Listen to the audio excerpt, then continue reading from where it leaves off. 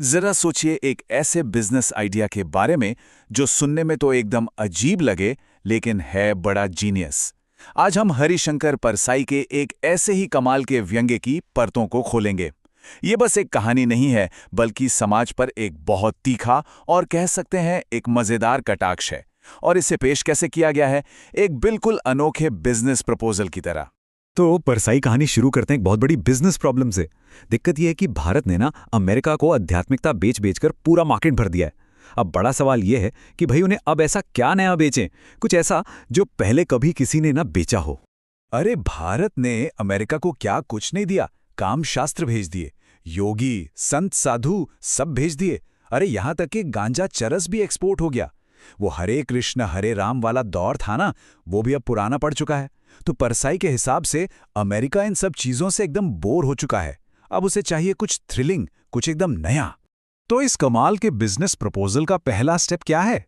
Market analysis, यानी America की बोरियत को समझना। किसी भी बिजनेस में सबसे जरूरी क्या होता है? अपने कस्टमर की जरूरत को समझना है ना। और परसाई कस्टमर की प्रॉब्लम को एकदम सीधे सीधे पकड़ते हैं। वो कहते हैं कि अमेरिकी समाज एक बोर समाज है। मतलब उनके पास डॉलर है, टेलीविजन है, शराब सब कुछ है, लेकिन अंदर से सब ऊब चुके हैं। उन्हें अपनी ये बोरियत मिटाने के लिए कुछ चाहिए, एक नए टाइप का रोमांच। और बस यही वो मौका है जहां ये नया बिजनेस फिट बैठता है। तो भाई इस बोरियत का इलाज क्या है, सॉल्यूशन क्या है? बस यहीं से कहानी में आता है एक नया मोड़ और पेश किया जाता है एक, कह सकते हैं, क्रांतिकारी प्रोडक्ट, एक नया मिशन। और ये है वो बड़ा idea, the divine lunatic mission, यानी आध्यात्मिक पागलों का मिशन। सोचिए, एक ऐसी पेशकश जो पहले कभी किसी ने सोची भी नहीं। और यही अजीब लेकिन शानदार आइडिया इस पूरे बिजनेस की बुनियाद है। अच्छा, तो ये प्रोडक्ट बाकियों से अलग कैसे है?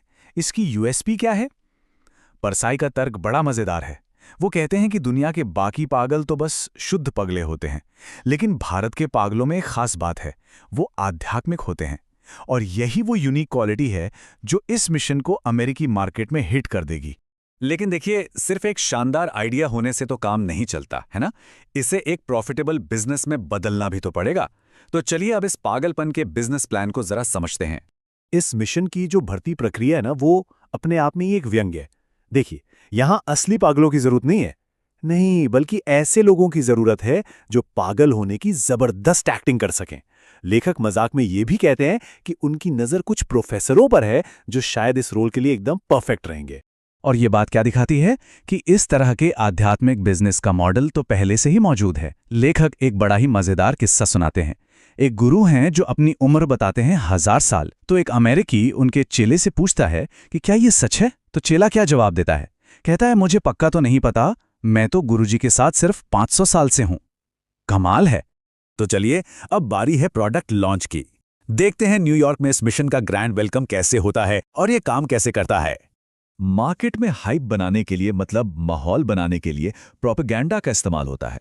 लेखक इमेजिन करते हैं कि कैसे मिसेस रॉबर्ट मिसेस सिम्पसन से पूछेंगी, डार्लिंग, तुमने क्या कभी एक असली आध्यात्मिक इंडियन पागल देखा है? अब इस तरह की बातों से क्या होगा, मिशन के पहुंचने से पहले ही एक जबरदस्त बज़ क्रिएट हो जाएगा। और इस आध्यात्मिक अनुभव के पीछे का जो असली खेल है, जो बिजनेस है, वो कैसे सामने आता है? एंट्री फीस से। मिशन में शामिल होने का चार्ज है $50 प्रति व्यक्ति। साफ है, आध्यात्मिकता अब बिकाऊ है, एक प्रोडक्ट है। अब मिशन का ऑफिशियल मार्केटिंग स्लोगन सुनिए, जो अमेरिकी ऑडियंस को बेचा जा रहा है। सच्ची आंतरिक शांति और मोक्ष का रास्ता पागलपन से होकर जाता है। ये सीधा सीधा उस समाज पर तंज है जो मन की शांति के लिए किसी भी हद तक जाने को तैयार है। तो एक सुपर सक्सेसफुल टूर के बाद जब ये मिशन डॉलर से भरे बैग लेकर वापस लौटता है तो क्या होता है? इसे बताया जाता है अध्यात्म की एक शानदार जीत, एक विजयी वापसी। लेकिन जरा देखिए तो, इनका स्वागत करने एयरपोर्ट पर कौन कौन पहुंचा है? तपस्या करने वाले नेता, दिल्ली के स्मगलर, और तो और कस्टम्स और एनफोर्समेंट वाले भी। ये लिस्ट ही अपने आप में इस व्यंग्य का सबसे जोरदार तमाचा है। ये समाज के उस पाखंड को दिखाती है जहां अपराधी और अफसर सबके सब इस आध्यात्मिक नाटक का हिस्सा हैं। और आखिर में इस पूरे बिजनेस वेंचर को, इस धोखे को ऑफिशियली क्या नाम दिया जाता है? भारतीय अध्यात्म की एक और विजय।